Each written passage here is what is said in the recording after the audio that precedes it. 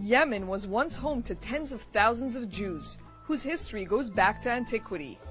A place where a mysterious kingdom adopted Jewish rituals. For the first time, an exhibition is looking at the history of the ancient kingdoms of South Arabia, or modern-day Yemen, and the influential role they played in the Near East thousands of years ago.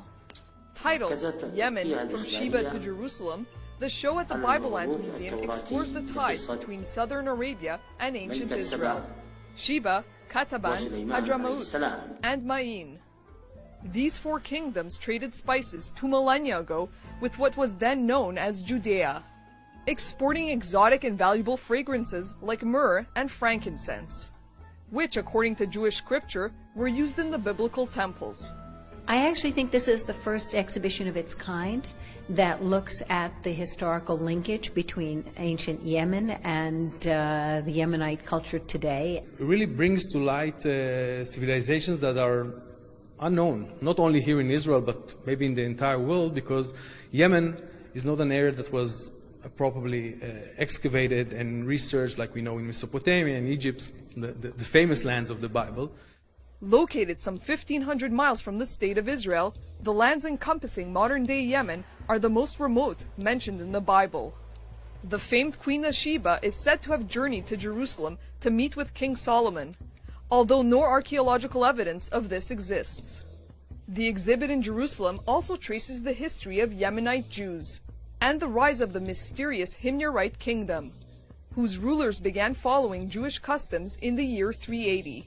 In order to unify all the clans and other entities there, they decided to actually adopt a monotheistic religion, which was inspired by Judaism. And during that time, the Jews were actually very prosperous there. Following the rise of Islam in the 7th century, Yemen's Jews were persecuted and forced to pay an annual tax to Muslim authorities.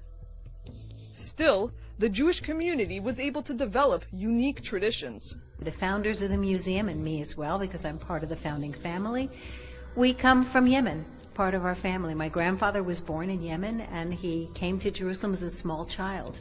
They left Yemen rather desperately in 1907, and they arrived here in 1909. Those rings on display actually were made by my grandfather. His name was Zachariah Jamil. They never forgot the land of Israel, and some of the artifacts that we show here really show this longing for arriving to the promised land. Soon after the re-establishment of Israel in 1948, a secret mission known as Operation Magic Carpet was launched. Over 50,000 Yemenite Jews were airlifted to the newfound Jewish state. But while today's Jewish presence in Yemen is minimal, the rich history is not forgotten. From the Bible Lands Museum in Jerusalem, Maya Margit reporting for the Media Line. We're going to turn now to Yemen, which is, of course, a war-torn nation. But if you want to peek at its rich history and the stability that once reigned, a new exhibit in Jerusalem will give you just that. The Bible Lands Museum has just opened an exhibit entitled From Sheba to Jerusalem. Let's take a look. But for many, this desert country stands for much more.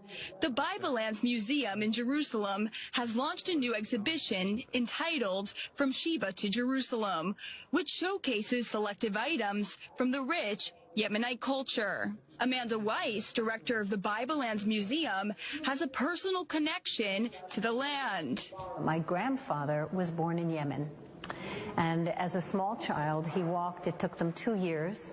And the entire family walked from Yemen until they finally arrived in Israel in 1909.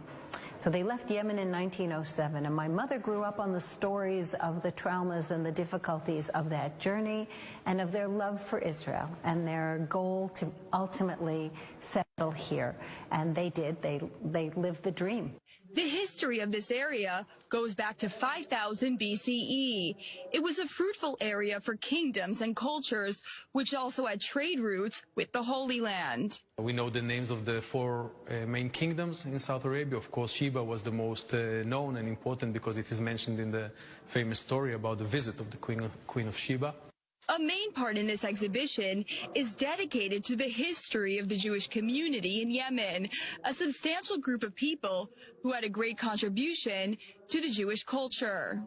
There are several theories regarding the question of when Jews first came to Yemen, and some of the items here shed more light on the Jewish influence in Yemen society. We have here an artifact which is related to a very, very interesting story about the history of the Jews in Yemen, and that happened in the first centuries of the current era when Himyar, which was one of the old kingdoms in South Arabia, actually took power and conquered the entire region.